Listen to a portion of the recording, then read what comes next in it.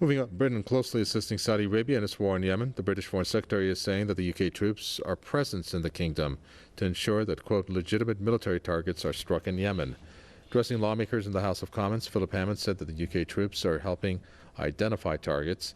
He said that British troops in Saudi Arabia have not found any evidence of deliberate breaches of international humanitarian law. His remarks come amid widespread criticism of Britain's support for Saudi airstrikes in Yemen. Human rights groups, along with the EU and the UN, have expressed concern over Saudi Arabia's use of cluster bombs against civilians in Yemen. Over 7,400 people, mostly women and children, have been killed in the Saudi war since March. Well, let's bring in our Tony Gosling. He's an investigative journalist who joins us from London to tell us more about this. Tony Gosling, we're looking at the British Foreign Secretary making this statement, addressing lawmakers in the House of Commons. I'm assuming that he's under oath when he's making these types of statements, and I'm looking at a list of deliberate attacks from what it seems like from Saudi air campaign. What do you think of what Philip Hammond had said, almost approaching a year of this bombing campaign by Saudi Arabia and Yemen at this point? Well, the British Foreign Secretary is stretching British credibility to breaking point. He is the worst ambassador we could possibly have to the rest of the world. And of course, he's not telling the truth.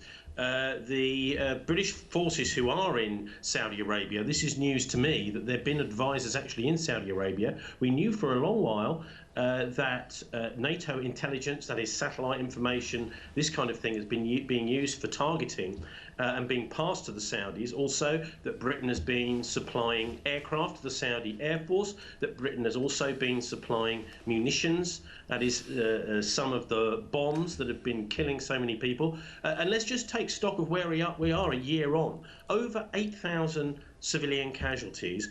Now, this is quite clearly irritating any decent person anywhere in the world. Human rights groups right across the world have condemned it as a breach of international law. The European Parliament has condemned it as a breach of international law, and the United Nations has condemned it as a breach of international law. And what Philip Hammond is asking us to believe is that these 8,000 plus civilian casualties, which is something between 90 and 95% of those who've died in Yemen, that it's some kind of accident and that this hasn't been deliberate. That's what he's actually said today. So I think this man Hammond is making the British look right around the world like a bunch of idiots. You know, when we look at what happened in France and in Paris regarding the terrorist attack there and the aftermath of which a few weeks later, UK London was in a state of emergency practically with so many threats that were coming through.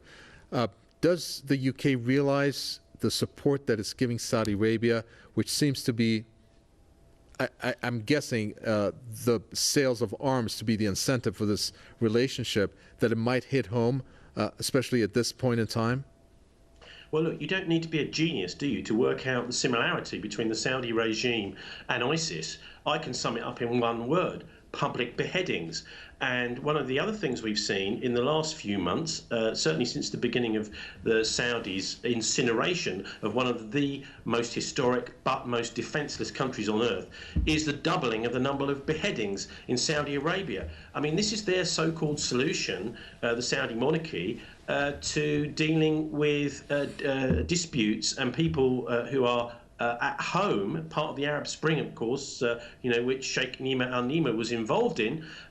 Those sorts of protesters are simply being arrested, called terrorists, which of course there's no evidence for, and then beheaded. Now, this is a great similarity to the sort of behaviour of the Islamic State. And by the way, I'm not at all convinced that many of the terrorist attacks right across Europe and the ones in France that you mentioned are conducted from Syria by Islamic State. If you go back into the 1960s, the 1970s and 80s, you will see that hundreds of European civilians were killed in similar kinds of attacks known as something called Operation Gladio, conducted by NATO intelligence and actually run mostly from the Pentagon, so that when the European countries were starting to have their own independent foreign policy from the United States, suddenly a Russia-related, Soviet Union-related group would pop up, kill a load of civilians in Italy, Germany, Belgium, somewhere like that, and it would all be blamed on the Russians. I think what we're dealing with now is a very similar kind of operation by the military-industrial complex,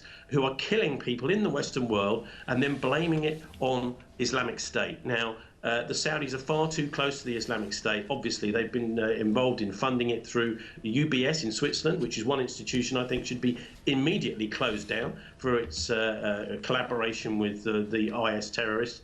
And ultimately, I think we need to have a proper examination in the Western media, which is not happening at all. This is probably the only station where you will hear a historical analysis of Operation Gladio and comparing it to some of the terrorist attacks which are happening. They're being blamed on people over in the Arabian world, in Syria, places like this. I think many of these operations are conducted by the Pentagon. You know, we need to talk about that relationship you said that UBS has with Daesh terrorists, but we're going to have to do that later. Thank you for that. Thank you. Tony Gosling, investigative journalist there, talking to us from London.